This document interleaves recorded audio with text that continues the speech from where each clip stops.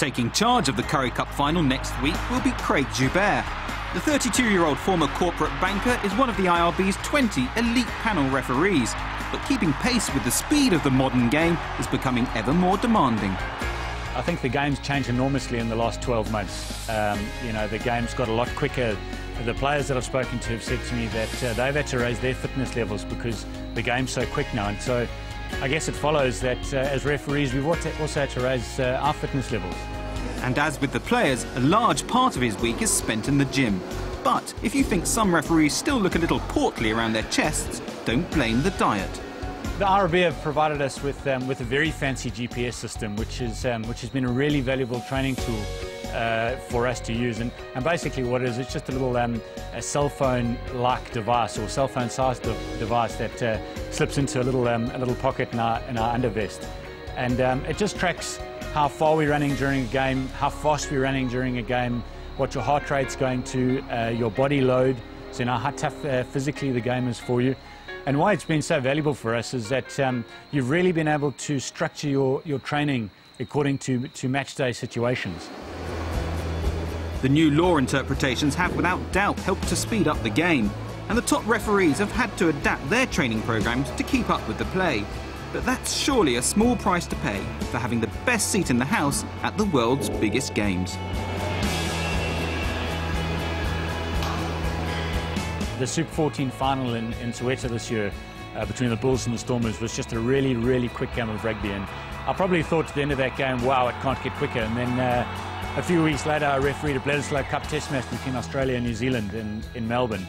And it just took off. And it was without doubt the quickest Test match that I've ever refereed. It was, I guess the best players in either country's Super 14 in one team playing each other. And it was an incredibly fast game of rugby.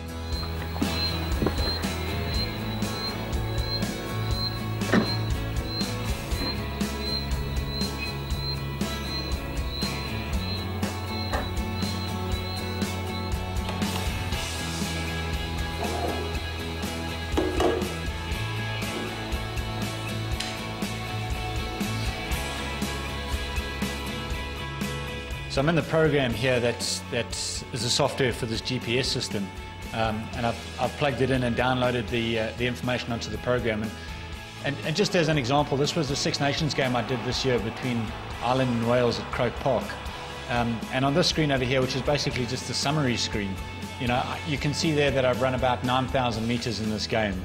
But importantly, you can actually see the speed at which I've run it as well. Maximum speed of 8 meters per second, and average speed of only 1 meter per second. And on this summary screen as well, you can see the heart rate maxed out at 191 beats per minute and averaged 148 beats per minute. And then you can drill down even further and get more information. For example, if I go to this speed screen, I can actually see that I've got 6 various speed zones. And I can see in which zone I did the majority of my running. So the majority of my running between 1 and 2 meters per second, but 3% and 5% and 20% in zones 3, 4 and 5. And I can do a similar thing for the heart rate. The important thing about fitness is that physically when you start to get tired, mentally you start to make poor decisions. And that's one thing that is so evident and so true in refereeing.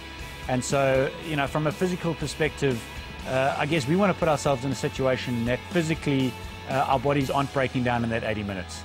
And so mentally we're the best that we can be.